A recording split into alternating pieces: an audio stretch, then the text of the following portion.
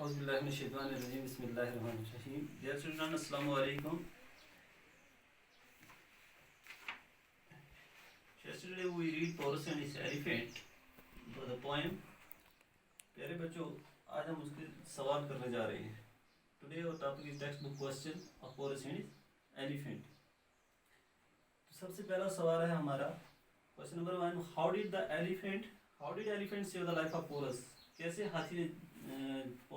हाथी ने जान बचाई अपने मालिक की, पोरस की. Answer, when Porus fell down during the battle,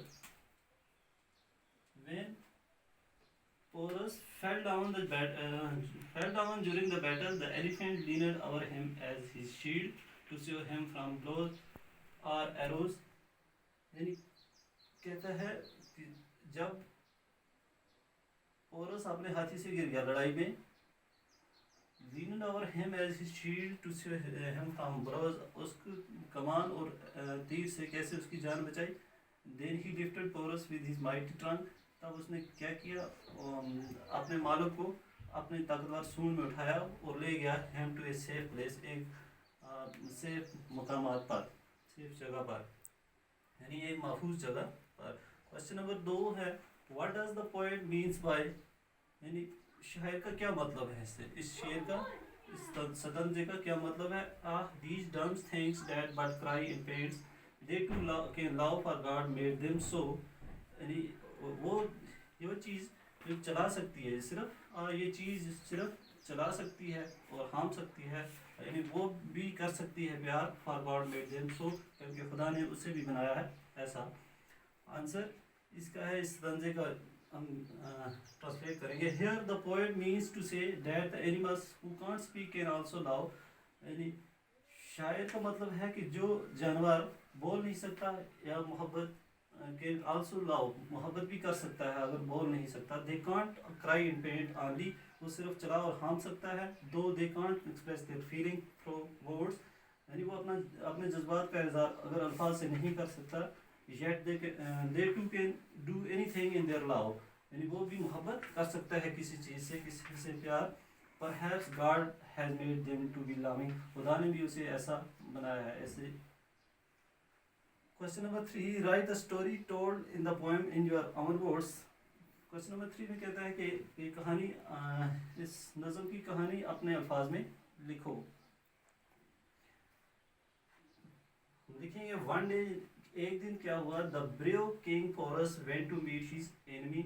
एक दिन बहादुर पोरस जो था वो गया अपने दुश्मन से मुलाकात करने. अलेक्जेंडर द ग्रेट, यानी सिकंदर आज़म से.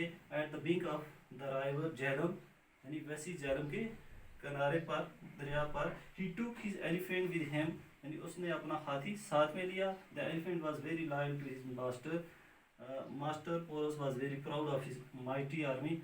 हाथी जो था वो बड़ा वफादार जानवर था अपने मालिक का. Porus was very proud of his mighty army. Porus को अपनी अफवाज पर गुरूर था. Porus set elephant in array on one side of the river. Porus ने अपने हाथी रखे एक ही कतार में दरिया के एक साइड पर. On the other side of the river, दूसरी किनारे पर, दरिया के दूसरे किनारे पर कौन था. Alexander was leading his troops. Sikandar Azam जो था वो क़यादत कर रहा था अपनी फौज की. A fierce battle started between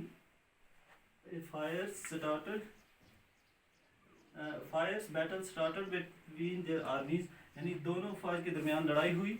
Both the armies were fighting with equal courage and strength. दोनों फौजें जो थी वो ताकतवर थी. And it was hard to tell who would win. और ये बताना मुश्किल था कि कौन जीतेगा. Suddenly Porus fell down from his elephant. अचानक जो था पोरस वो अपने हाथी से गिर गया अपने जख्मों के सबब. He was wounded so badly that he couldn't rise from the ground.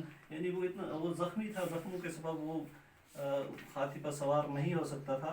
His loyal elephant leaned over his master to save him from the enemy's sword arrows. उसका वफादार हाथी जो था वो उसके ऊपर झुक गया उसकी जान बचाने के लिए, और ताकि उसको कहीं चोट न